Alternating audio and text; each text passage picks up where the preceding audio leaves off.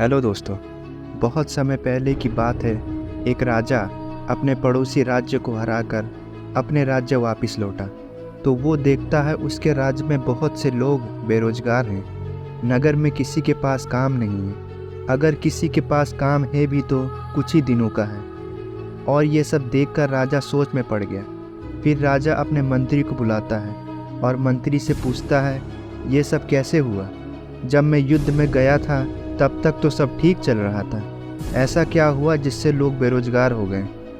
मंत्री कहता है, महाराज, उस समय ऐसा काम चल रहा था जिससे लोगों को रोजगार मिल रहा था। बड़ी बड़ी नहर बन रही थी, देवी देवताओं के मंदिर भी बन रहे थे। उस समय बहुत सा काम हो रहा था जिससे लोग रोजगार थे। अब ये सब काम ख़त्म हो गया है जिससे लोग फिर से बेरोजगार हो गए हैं। अब उनके पास करने के लिए काम ही नहीं है। और जो लोग अभी भी काम कर रहे हैं वो इसलिए नहीं कर पा रहे हैं क्योंकि उनके पास कोई ख़रीदने वाला ही नहीं है। उसके बाद राजा पूछता है, तो इतना सारा पैसा आखिर चला कहाँ गया? फिर मंत्री कहता है, इसमें कोई शक नहीं है, ये पैसा शहर के कुछ अमीर लोगों के कब्जे में चला गया है।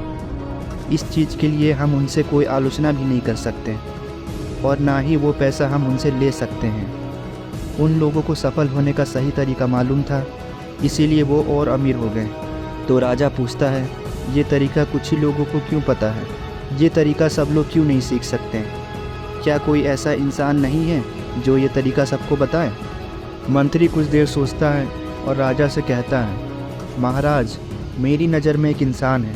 नगर के लोगों से मैंने उसके बारे में सुना है कि वो इस नगर का सबसे अमीर आदमी है और उसका नाम विक्रांत है। फिर राजा मंत्री से कहता है, ठीक है, उस आदमी को बुलाया जाए। अगले दिन वो आदमी राजा के सामने आता है, राजा को प्रणाम करता है और कहता है, महाराज, क्या आपने मुझे बुलाया है? राजा कहता है, मैंने सुना है तुम इस नगर के सबसे अमीर आदमी हो, क्या ये बात सत्य है? विक्रांत जवाब में देते हुए कहता है, महाराज, लोगों का तो यही मानना है। तब राजा पूछता है, तुम अमीर आखिर बने कैसे? तुम्हारे अंदर ऐसी क्या चीज़ थी और ऐसी क्या खूबी थी जिसने तुम्हें इतना अमीर बना दिया? मुझे पता है मुझे तुमसे ये सवाल पूछना नहीं चाहिए, पर मैं पूछ रहा हूँ क्योंकि तुम देख रहे होगे कि हमारे नगर के अंदर कितनी बेरोजगारी बढ़ गई है। किसी के पास करने के लिए कुछ काम नहीं है और जो खुद का व्यापार भी कर रहे हैं वो भी कुछ नहीं कमा पा रहे हैं क्योंकि लोगों के पास पैसा नहीं है उनका सामान खरीदने के लिए। इसीलिए मैं सोच रहा हूँ तुम लोगों को कुछ सुझाव दो, कुछ बताओ जिससे ये नगर फिर से सबसे अमीर नगर बन जाए। राजा की बात सुनकर विक्रांत कहता है, महाराज, ये मेरी खुशनसीबी होगी कि मैं आपकी आज्ञा का पालन करूं। आप बस मुझे अपने महल के अंदर जगह का इंतज़ाम करके दीजिए जिसमें बहुत से लोग आ सकें और लोगों को आमंत्रित कर दीजिए। पैसे को कैसे कमाया जाए मैं उस सभा में बताऊंगा। ये सुनकर राजा खुश होकर कहते हैं, विक्रांत, मुझे हमेशा तुम पर गर्व रहेगा। मैं मंत्री को अभी ये जिम्मेदारी सौंपता हूँ। उस आदमी के कहने पर और राजा की आज्ञा पाकर मंत्री ने सारा बंदोबस्त कर दिया और लोगों को आमंत्रित भी कर दिया। अगले दिन उस सभा में बहुत से लोग आए। उसके बाद विक्रांत आता है और कहता है, देखिए, आप सब जानते हैं कि एक समय ऐसा भी था जब मैं बहुत गरीब था। खाने को न मेरे पास अच्छा खाना था, ना ही पहनने को अच्छा कपड़ा था, पर मेरे अंदर मेरी किस्मत को बदलने का एक जुनून सवार था। इसीलिए मैंने अपने खाली जेब को भरने का तरीका ढूंढना शुरू किया और उन तरीक़ों को इस्तेमाल किया। जो तरीका पैसे कमाने में सफल रहा मैंने उसको अपनाया और आगे वही करता रहा। वही सफल तरीका मैं रोज़ आप लोग को एक एक करके बताऊंगा। तो आज हम पहले तरीके के बारे में जान लेते हैं, जो है अपने बटुए को मोटा करना। मुझे बताइए, आप लोग काम क्या करते हैं? और वहाँ बैठे एक लोग के ऊपर इशारा करते हुए कहा, जी हाँ, आप बताइए, आप काम क्या करते हैं? उसने कहा, मैं खेती करता हूँ। फिर उसने दूसरे आदमी के ऊपर इशारा करते हुए पूछा, तुम क्या करते हो? उसने कहा, जी मैं कसाई हूँ। ऐसे ही एक एक करते विक्रांत ने सबका काम जान लिया। फिर विक्रांत कहता है, देखो, सब लोग अलग अलग काम करते हैं, यानी कि पैसे कमाने के बहुत सारे जरिए हैं। तो तुम्हारा ये कर्तव्य नहीं बनता कि जो तुम काम कर रहे हो तुम उसको सही तरीके से इस्तेमाल करो। फिर विक्रांत एक आदमी के पास गया जो अंडे का व्यापारी था और उससे पूछा, मुझे आपसे एक सवाल पूछना है। अगर आप रोज़ एक बर्तन में 10 अंडे डालते हैं और रोज़ शाम तक 9 अंडे इस्तेमाल करते हैं, तो क्या आप मुझे बता सकते हैं ऐसा कुछ समय के बाद क्या होगा? वो आदमी कहता है, अगर ऐसा करेंगे तो कुछ समय के बाद वो बर्तन भर जाएगा। विक्रांत ने पूछा, तो बताओ ऐसा क्यों होगा? उस आदमी ने कहा, क्योंकि रोज़ जितना मैं अंडे डालता हूँ उससे कम निकालता हूँ, इसीलिए वो बर्तन भर जाएगी। विक्रांत ने कहा, यही तुम्हारा पहला तरीका है। अगर तुमको अमीर बनना है तो तुमको वो करने की ज़रूरत है जो इस अंडे वाले ने बताया। मतलब अगर तुम अपने बटुए में रोज़ 10 रुपये डालते हो तो तुम पूरी कोशिश करो कि तुम उसमें से जो भी पैसे निकालो वो पैसे पूरे के पूरे न निकाल कर कम निकालो। फिर कुछ समय के बाद तुम खुद महसूस करने लगोगे कि तुम लोगों का बटुआ धीरे धीरे मोटा होना शुरू हो गया। देखो, तुमको ये बात अभी शायद थोड़ी अजीब लगे, इससे तुम्हारे रोज़मर्रा के खर्चे में कोई असर नहीं पड़ेगा। बस तुमको अपनी इच्छाओं से ज़्यादा अपनी ज़रूरत पर खर्च करना है। जब तुम 10% बचाना शुरू कर दोगे तब तुम खुद महसूस करने लगोगे कि धीरे धीरे तुम अमीर होते जाओगे। आज तुम लोग घर जाकर अच्छे से सोच विचार करना। अगर तुम्हारे मन में इससे जुड़ा कोई भी सवाल है तो तुम मुझसे पूछ सकते हो। कल हम दूसरे तरीके को समझेंगे। फिर अगले दिन उसी जगह सब लोग इकट्ठा हो जाते हैं दूसरा तरीका जानने के लिए, जो था अपने खर्चों पर नियंत्रण करना। तब एक आदमी अपनी जगह से खड़ा होता है और विक्रांत से पूछता है, मुझे एक बात जानना है। आपने कहा था अपनी कमाई का 10वां हिस्सा अपने पास बचा कर रखो, पर उन लोगों का क्या जिनका खर्च उनकी कमाई से भी ज़्यादा होता है, वो कैसे बचा सकते हैं? विक्रांत ने सबसे कहा, अच्छा मुझे एक बात बताइए, जब मैंने ये पूछा था आप लोग क्या क्या काम करते हैं, सबने अलग अलग जवाब दिया था। पर जब मैंने आप लोग से ये पूछा था कि क्या आप लोग का बटुआ खाली है, तो सबने हाँ में उत्तर दिया था। जबकि आप सबको पता है इंसान यहाँ एक जैसा नहीं कमाता, कोई कम कमाता है तो कोई ज़्यादा कमाता है, लेकिन सबका पैसा एक साथ ख़त्म इसलिए होता है क्योंकि जितना हम लोग कमाते हैं उतना ही हमारा खर्च भी बढ़ जाता है। और ऐसा करते करते हम अपनी ज़रूरत से ज़्यादा अपनी इच्छाओं पे खर्च करते चले जाते हैं। वह इच्छाएँ जिन पर खर्च ना भी किया जाए तब भी काम चल सकता है, तब भी हम वो इच्छाएँ पूरी करते हैं। और वो कब हमारी आदत बन जाता है हमें खुद पता नहीं चलता। हमें खुद को ये आदत से बचा कर रखना है। हमें कोशिश करना है कि हम जो भी खर्च करें वो अपनी ज़रूरत पर खर्च करें, ना कि अपनी इच्छाओं पर। और तुम खुद फ़र्क पाओगे, तुम्हारे बटुए में पैसा इकट्ठा होने लगेगा। विक्रांत की ये बातें सुनकर एक आदमी खड़ा होता है और कहता है, मैं आपकी ये बातों से बिल्कुल सहमत नहीं हूँ। हम सब आज़ाद हैं और हम जिस चीज़ का चाहें उस चीज़ का मज़ा ले सकते हैं, जो कि हमारा अधिकार भी है। और आप ये ज़रूरत की चीज़ें के बारे में बात कर हमारा ये अधिकार छीनने की कोशिश कर रहे हैं। माफ़ कीजिए, मैं इस बात का विरोध करता हूँ। विक्रांत ने कहा, अच्छा मुझे एक बात बताओ, अगर तुम रेगिस्तान के रास्ते से किसी दूर के सफ़र के लिए जा रहे हो तो तुम क्या करोगे, ताकि तुमको आगे चल के उस सफ़र को पूरा करने में कोई मुश्किल ना हो? क्या तुम सोना, चांदी, हीरे जवाहरात लेकर जाओगे या फिर खाना और ढेर सारा पानी लेकर जाओगे? उस इंसान ने जवाब देते हुए कहा, बेशक मैं खाना और ढेर सारा पानी लेकर जाऊंगा। तब विक्रांत ने कहा, क्यों खाना और पानी लेकर जाओगे तुम? तब उस इंसान ने कहा, क्योंकि खाना और पानी मेरी ज़रूरत है और ये सफ़र में मेरे ज़रूर काम आएगा।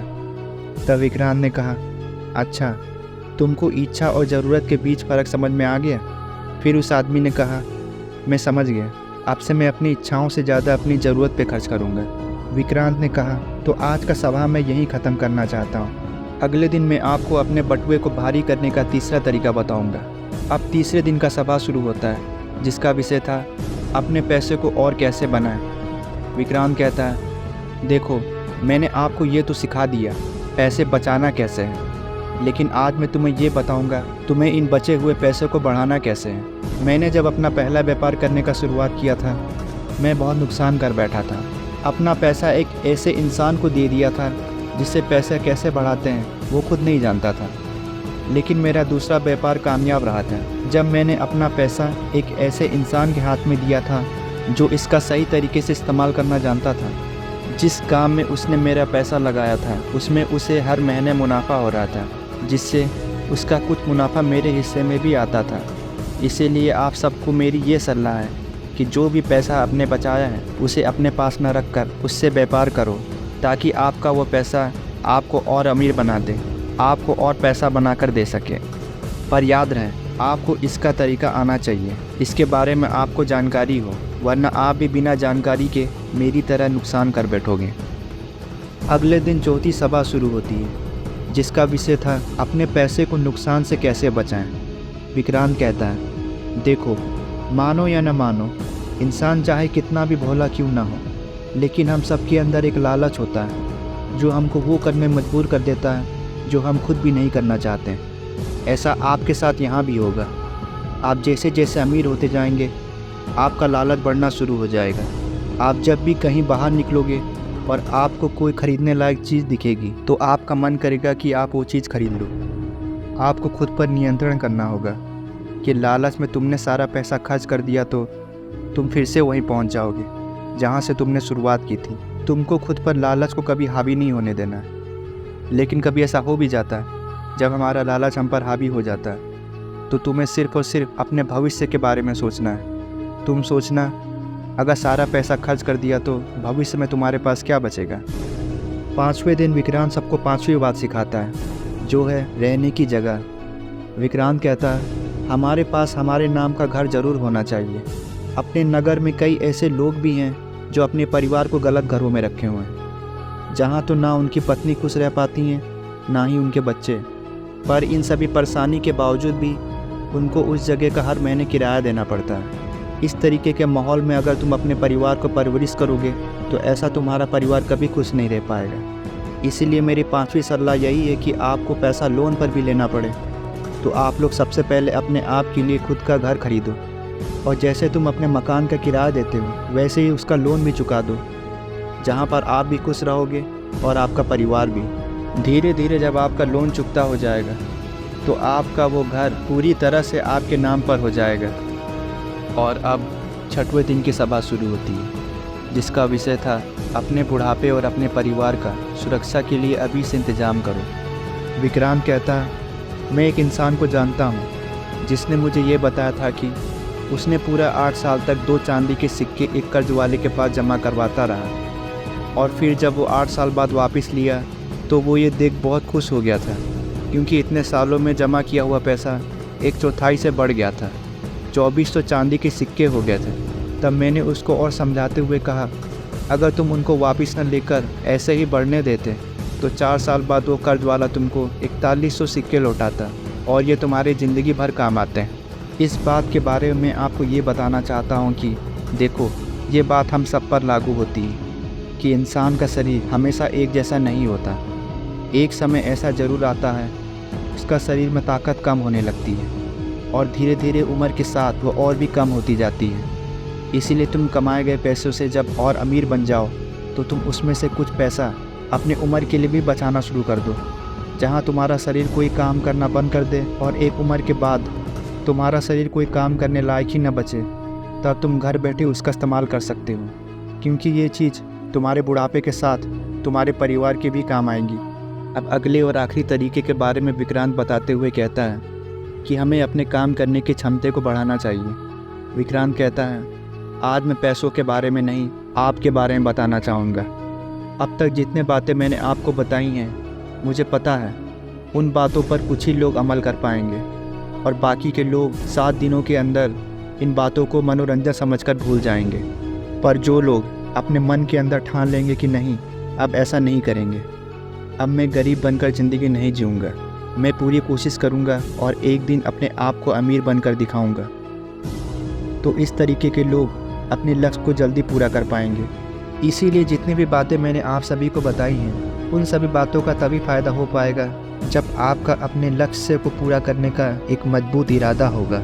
तो बताओ, कौन कौन इनमें से अमीर बनने का पक्का इरादा रखता है? तो इस पर जितने भी वहाँ पर लोग थे उन सभी ने अपने हाथ खड़े कर दिए, और जैसे जैसे दिन बीतता गया वैसे वैसे वहाँ के लोग इन रास्तों पर चलकर अमीर बनते चले गए, और वो नगर एक बार फिर से अमीरों वाला नगर बन गया। तो दोस्तों, आशा करता हूँ आपने इस वीडियो से कुछ ना कुछ ज़रूर सीखा होगा। इन 7 तरीक़ों में से आपको कौन सा तरीका अच्छा लगा, आप कमेंट में ज़रूर बताएं, और हमारे चैनल नॉलेज वेब को सब्सक्राइब ज़रूर करें ताकि हम ऐसे ही आपके लिए वीडियो लाते रहें। आज के लिए इतना ही, हम आपसे मिलते हैं अपने अगली वीडियो में। धन्यवाद।